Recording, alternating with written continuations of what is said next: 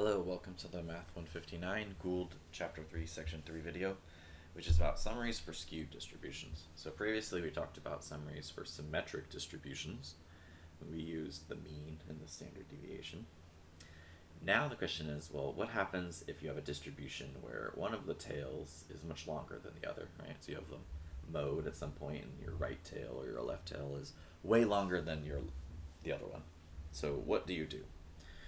So sadly, the mean, which is the center of balance, doesn't work well for skewed distributions in terms of describing the usual value. Okay, so let's quickly look at an example of this. So let me switch my screen.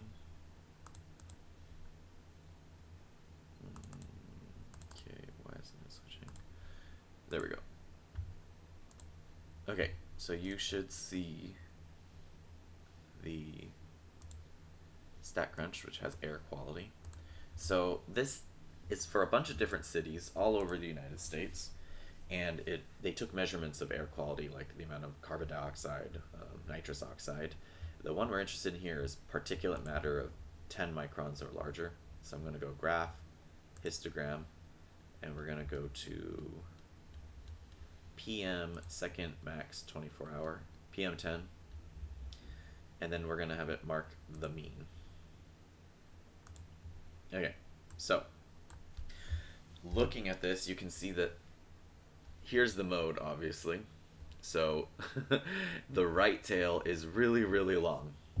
But looking at it, most cities have a reading between, or it looks like it, 0 and 50. But the mean, it's marked it right here, is 69.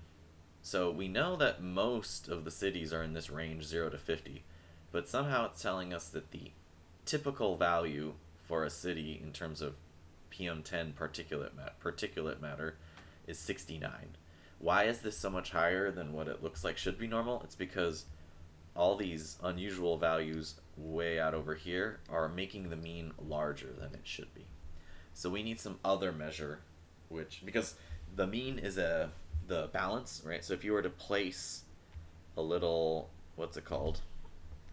if this was a seesaw with a bunch of weights, you would place the fulcrum, the place where it balances from, at the mean, because these values way out here between 400 and 500 will have more of an effect than the values over here.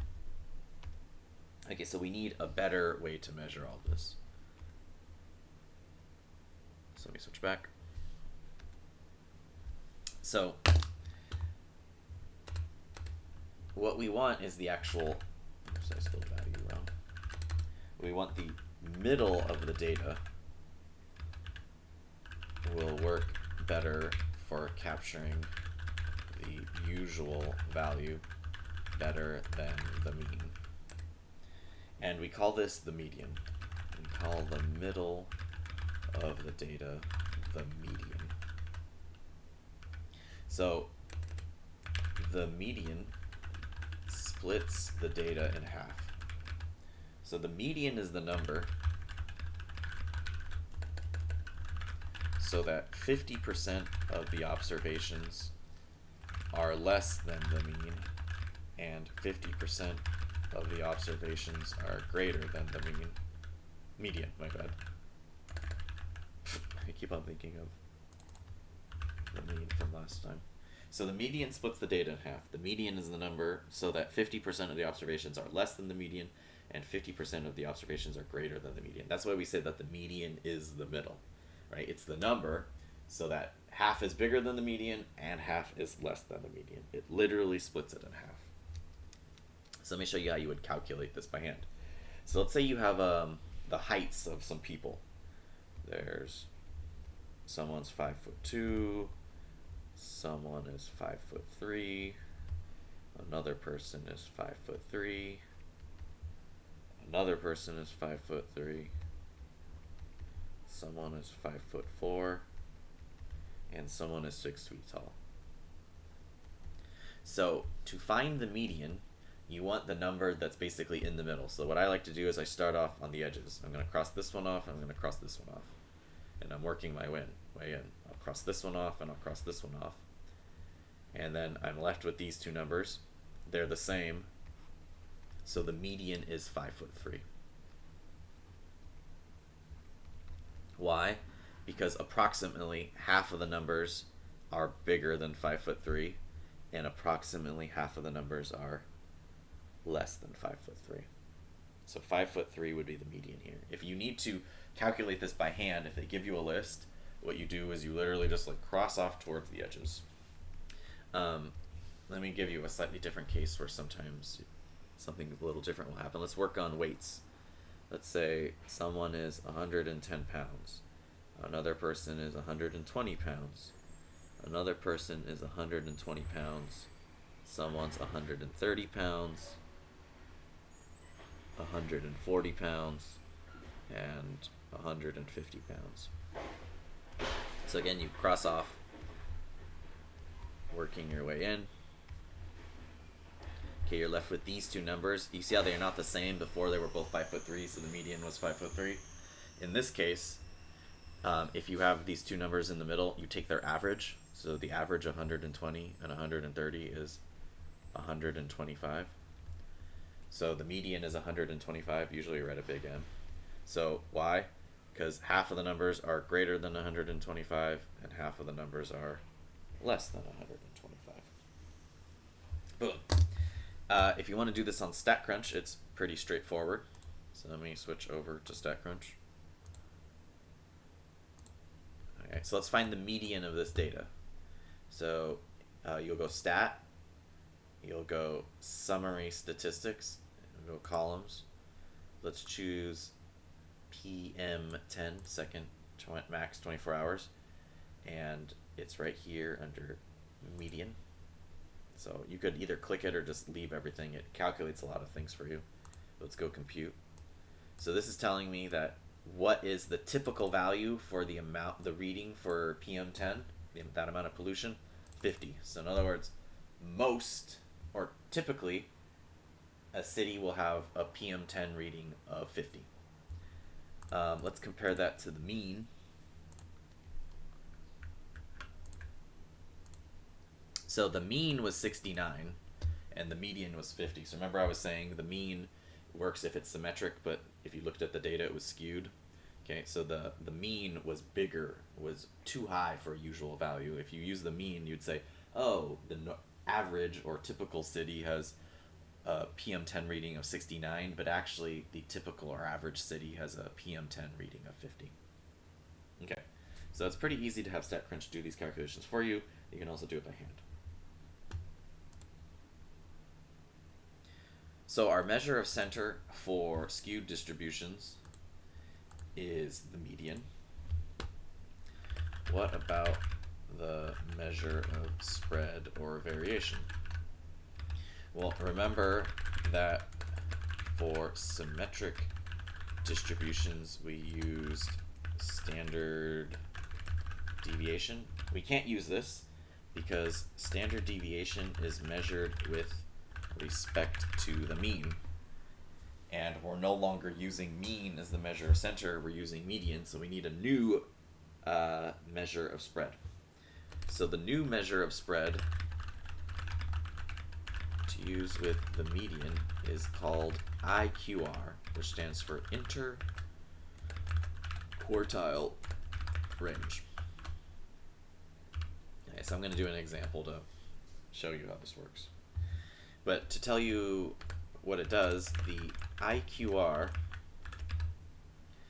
measures the amount of space the middle 50% of the data occupy. So I'm going to make up some data here and we're going to do an example. So let's use number of shoes. That's new pairs of number. So our data is going to be number of pairs of shoes owned. So let's say that one person owns 2 pairs of shoes, another person owns 2 pairs of shoes, Another person owns 3 pairs of shoes. Another person owns 3 pairs of shoes. Another person owns 3 pairs of shoes. 2 people own 4 pairs of shoes. A person owns 5 pairs of shoes. Another person owns 10 pairs of shoes, 12 pairs of shoes, and then 20 pairs of shoes. So that's going to be our data. So each of these numbers tells us, oh, how many pairs of shoes does that person own?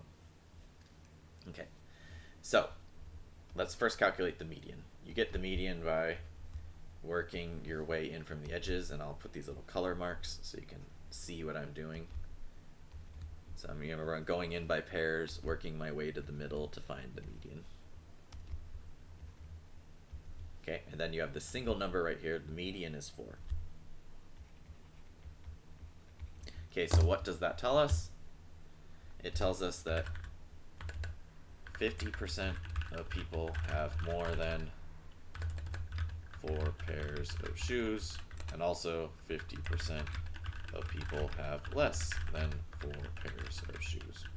Boom. Okay, cool. So we have our median. Our median is 4.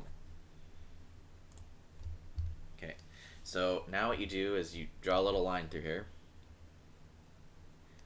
And now you want to find the median of this part over here and the median of this part over here.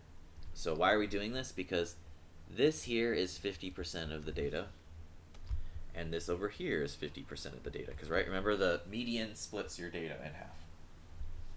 Okay, so let's do the same procedure.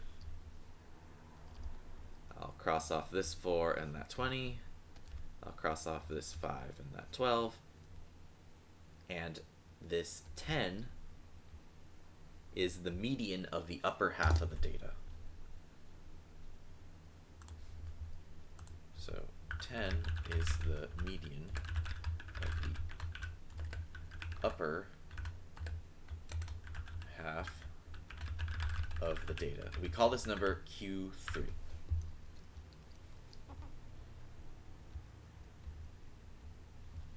Okay. So why do we call it Q3? Well, Q3 is the middle of this top 50%, which means, oops, let's move some of this down. I need to be able to draw some more. So we're gonna select all of this.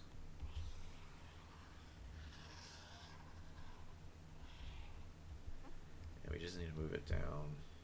There we go. Perfect. Okay, so Q3 splits this 50% in half. What's half of 50%? 25% and 25% of the data. That's where the Q comes from. The Q comes from quartile, which sounds like quarter. And what's a quarter? 25 cents, right? So it splits it into 25% increments. Now we do the same thing with the bottom 50%. We cross off this 2 and this 3, cross off this 2 and this 3. We are left with this 3. So that 3 is the median of the lower half of the data. We call this Q1.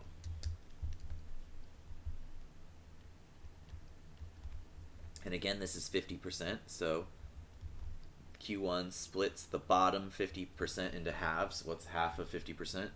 25% and 25%. Okay, so we have 3 numbers now.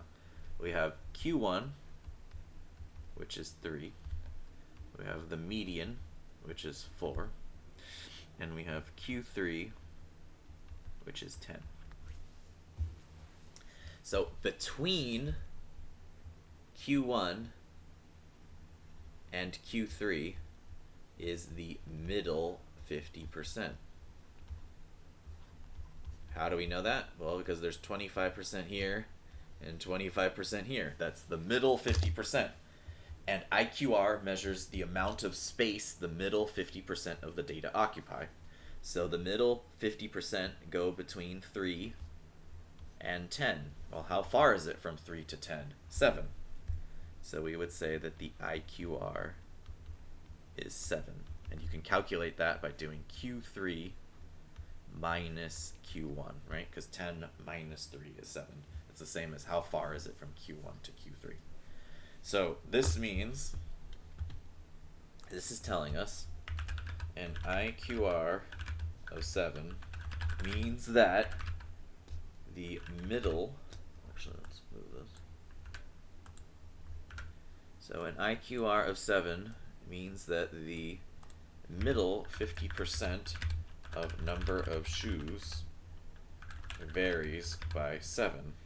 So in other words, if you were to look at Q1 to Q3, all you know is that, oh, how far apart are those numbers? 7. So in other words, the middle 50% of people vary in the number of shoes that they own by 7. The middle 50% of people, or the number of shoes owned by the middle 50% of people varies by 7. Okay, so this gives you an idea of like, oh, if you look at the typical people, because the typical people should probably be that middle 50%, like the people who own like 12 and 20 shoes, they're sort of like unusual in some sense. And the people who only own like 2 pairs of shoes, they're sort of unusual. Most people own between 3 and 10 pairs of shoes that's spread out by 7. That's what we mean with 7.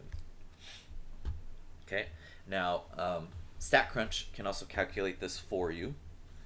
So let's go back to StatCrunch.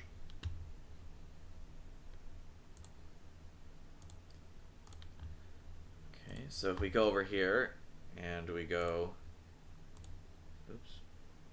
stat, summary stats, columns. Let's say we want to calculate this for PM 10, second max 24 hours. Click compute. It gives you a lot of different numbers, but we're interested in the median, which is 50. So typically, the number in the middle, cities have a PM10 reading of 50, and then what's, oh, they don't put the IQR, they put Q1 and Q3. Is interquartile range in here? Oh, there it is. We got it.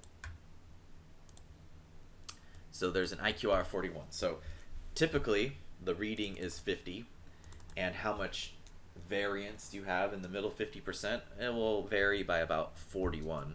So if you see a reading of bigger of, so if you look at your city and it's more than 41 units away from 50, then you know that it's out of that 50% for sure. Okay, so this gives you an idea of like how spread out that middle 50% is. So let's go back and I'll draw a picture. What do I mean by this?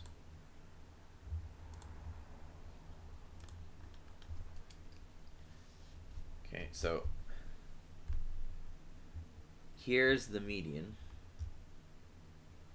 Let's say Q1 was right here and Q3 was right here. That's the amount of space that the middle 50% takes up, and let's say that the IQR was 10. Now, let's say that you have another data set and the IQR is 20. Well, what does that tell you? It means that Q3 needs to be further away and Q1 needs to be further away, right? Because the IQR doubled. Now, what's interesting is that there's still 50% of the people in here, but they're closely packed in an area that's only 10 wide.